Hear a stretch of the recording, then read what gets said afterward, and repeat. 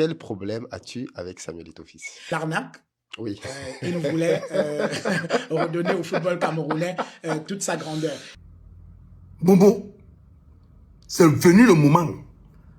Ne laisse plus les gens là, ils n'ont plus le pouvoir. C'est nous qui avons le pouvoir, Bombo. C'est toi qui as le pouvoir.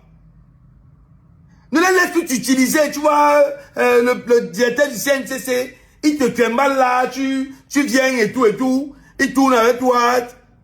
Tu lui donnes trop de l'importance, trop de points. Les amis, je vous ai dit hier que la nouvelle caisse de Samuel Eto'o va faire parler les hiboux, non? Alors, Jean-Bruno Tang, il dit que, hein, en tout cas, c'est mieux que vous vous écoutez. Jean-Bertrand alors a fini avec. Les amis, écoutez attentivement et je vous prends après. Ce que tu as fait là, c'est pour cristalliser la tension pendant des semaines et des semaines. Et pour noyer le travail que moi je suis en train de faire, grand. Ça veut dire que, je ne sais pas, parce que d'autres disent que tu distrais, grand. Et moi j'ai envie de te dire ça, grand frère, que moi je voulais te voir, je suis arrivé à Yaoundé. Je voulais arriver te voir à l'Africa Foot pour te demander que, grand, est-ce que toi aussi tu vois les poubelles partout là dans la ville? Grand, pourquoi toi tu ne parles pas? Est-ce que toi aussi quand tu traverses tu vois tout ça là? Pourquoi tu ne dis rien, grand? Donc tu me dis que c'est normal. Grand, est-ce que tu penses que si toi aussi tu mets seulement ton mot dedans, si toi aussi tu dis seulement que non, ce que le petit Jacques Leclerc dit là, il a raison par rapport aux poubelles. Il a raison qu'on doit ramasser les poubelles. Grand, tu ne vois pas que ça va porter ses fruits, grand. Bombo. Si si toi aussi tu mets ta bouche dans ça, tu ne vois pas que ça va pousser le message un peu plus haut. Dans les gens du gouvernement si, de Paul Biya, ils t'utilisent beaucoup. Et ça m'énerve, tu ne peux pas comprendre. Ils utilisent ton aura à un niveau où ça m'énerve, tu ne peux pas comprendre, grand. Parce que là maintenant, ce que tu as fait là, le simple fait que tu es entré au CNCC avec ta belle voiture, ça va cristalliser l'actualité pendant des mois. Et ça tue le combat que nous sommes en train de faire, grand frère. Ça veut tuer le combat que nous sommes en train de faire. C'est pour ça que j'ai envie que, grand, arrête ça, pardon. Stop ça vite. Aide-nous, parce que tu es de la révolution. Moi, je t'ai dit que je te veux dans la révolution. Je te veux dans la révolution parce que ce que tu représentes, Momo, peut-être toi tu ne sais pas ce que tu représentes, Momo. Tu vois comment quand tu passes tout le bon de sort. Tu vois comment quand tu passes, les DG laissent leur bureau, ce que Paul Biya a nommé. Ils te suivent derrière comme les enfants. Ils sont derrière toi comme des moutons. Tu sais ce que ça veut dire, Momo?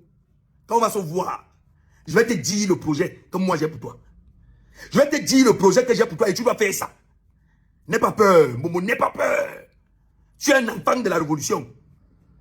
Tu es un enfant de la révolution, Samuel. Momo, c'est venu le moment. Ne laisse plus les gens là, ils n'ont plus le pouvoir. C'est nous qui avons le pouvoir, Momo. C'est toi qui as le pouvoir. Ne les laisse plus t'utiliser, tu vois, le directeur du CNCC, il te trimballe là, tu viens et tout, il tourne avec toi. Tu lui donnes trop de l'importance, trop de points. C'est toi la star. Ils viennent là, les gars utilisent ton aura et tout, et on veut te laisser ça. Momo, je ne peux plus laisser ça. Je ne peux plus te laisser gaspiller le talent comme ça, Momo.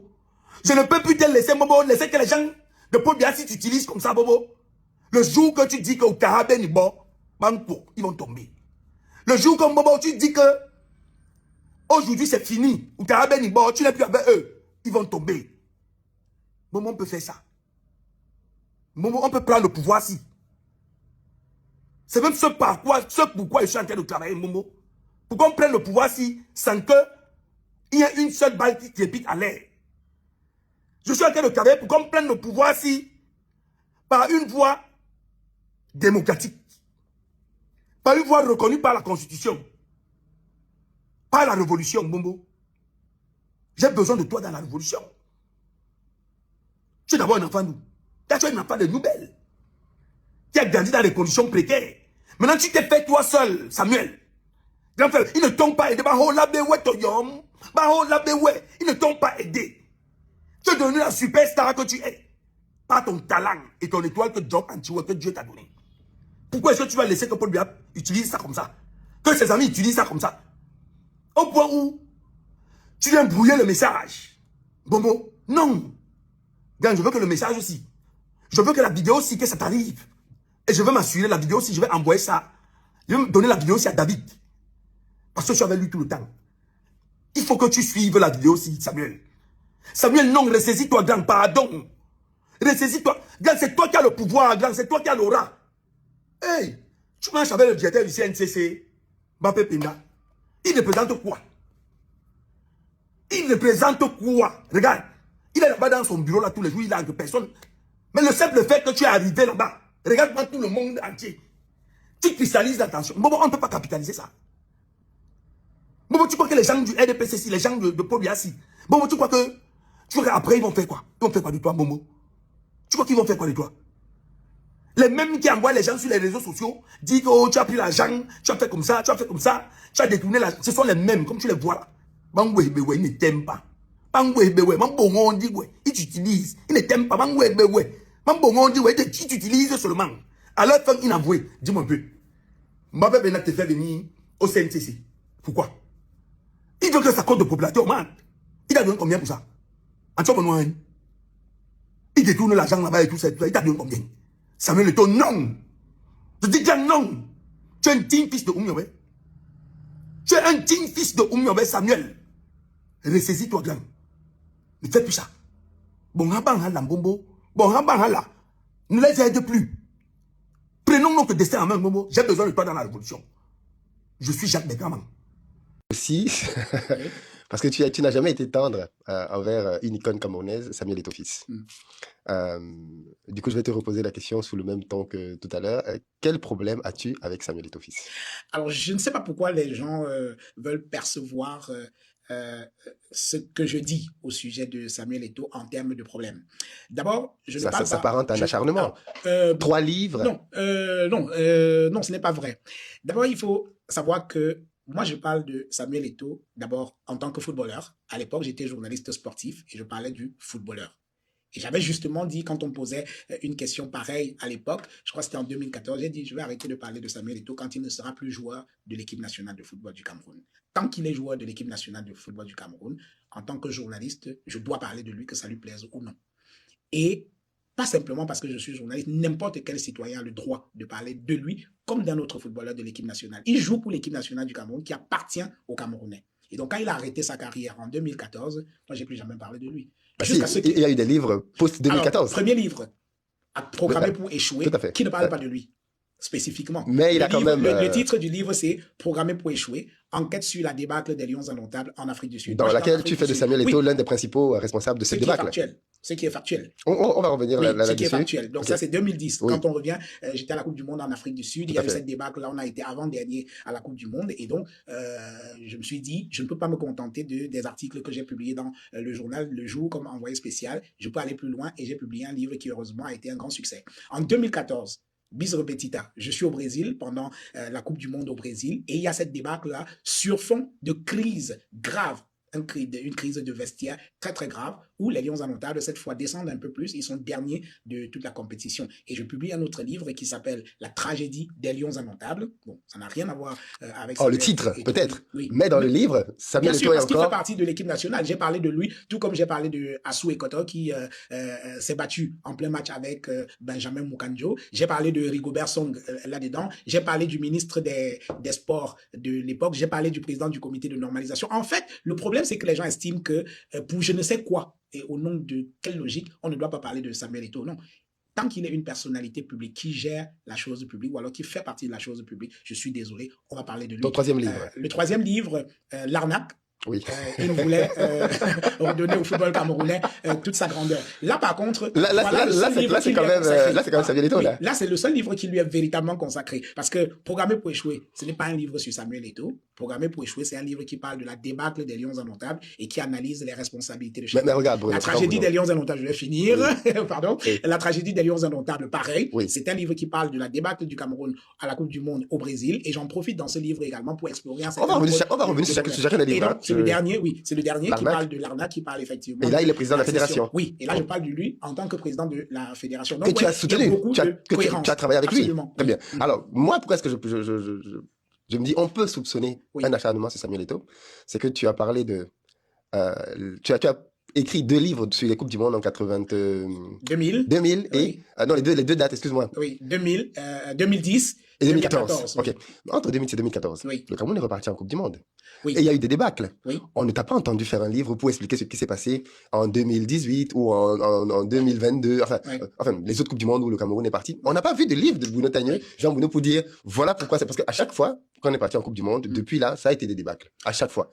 On ne t'a pas vu faire un livre pour expliquer les autres débâcles dans lesquels Samuel Eto'o n'était plus joueur.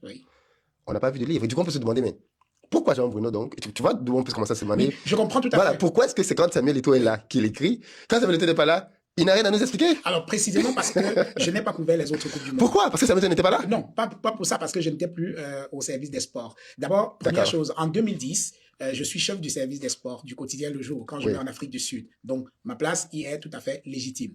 Et en 2014, je ne suis plus chef du service des sports, mais j'ai la chance d'être mis en mission pour cette Coupe du Monde là parce qu'au sein de la rédaction, par ma direction, Le Jour toujours. Mon patron, je travaille pour Le Jour, qui estime que bon voilà, il y a un reporter ici qui a de la bouteille pour couvrir une telle compétition parce qu'il en a couvert une autre et j'y vais. Je ne pouvais pas prédire qu'il y aurait cette débâcle là. Donc voilà la raison pour laquelle je rentre, je fais. Mais pourquoi après ça tu n'as plus Et après ça, je suis vraiment passé à autre chose parce que jusqu'à ce que Samuel Eto'o revienne à la fédération. Alors parce que après j'ai quitté le Jour. Donc, j'étais à Canal 2, directeur général adjoint quand même, avec un certain nombre de responsabilités qui ne me permettaient plus de couvrir ce genre de compétition. Ce n'était plus mon domaine. Mais donc, pourquoi Jean Bruno réapparaît quand Samuel Eto'o revient à la fédération? Alors, parce qu'à ce moment-là... réapparaît en 2022 avec l'arnaque. Oui. Voilà. Pour une raison qui est toute simple, c'est que l'ANA parle de l'accession de Samuel Eto'o à la présidente de la Fédération camerounaise de football. Et il se trouve... Accession à laquelle tu as participé. Et il se trouve que j'étais un acteur. Majeur, d'ailleurs.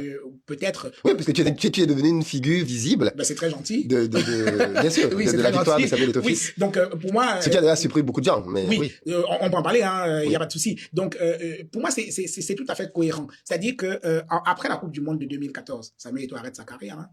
Oui. Voilà. Donc, et donc Jean Bruno arrête d'écrire les livres? Non, pas pour ça. C'est-à-dire que il y a plus, je ne participe plus à aucune compétition. Mais en tant que directeur général adjoint de Canal 2, en plus ton amour pour le football n'est plus à démontrer. Oui. Qu'est-ce que tu aurais pu dire? Ça fait quand même 2 Coupes du Monde que j'ai couvertes. Ce serait bien que je couvre la prochaine. Alors, ça ne se passe pas comme ça. Imaginez les gens que j'ai trouvés à Canal 2. J'ai trouvé d'excellents journalistes sportifs là-bas, Mirabeau Mahop, je sais pas moi, il y a plein de Cathy Moukouri et tout ça. Il y a plein de jeunes journalistes qui sont de très très bons commentateurs sportifs là-dedans. C'est pas la même chose, un commentateur sportif. Oui, et je ne peux pas débarquer là avec mes grands sabots et dire écoutez les gars, vous restez de côté et c'est moi qui vais à la Coupe du Monde. Donc, ça ne se passe pas comme ça. Ils y sont allés. Oui, ils y sont allés. Voilà, donc moi j'y suis pas allé pour les autres compétitions sportives après 2014 parce que j'étais vraiment passé à autre chose. Et après, j'étais devenu journaliste politique parce que après le service des sports, j'ai été nommé chef du service politique et grand reporter en 2011. Donc, je m'étais consacré à la présidentielle de cette époque-là. Et vous savez très bien, j'ai publié un autre livre qui s'appelle Accordé avec fraude de Aïdjo Abia, comment sortir du cycle des élections contestées. Donc, pour moi, je suis vraiment passé à autre chose, quoi. Voilà, donc, ça n'a rien à voir avec Samuel Eto'o.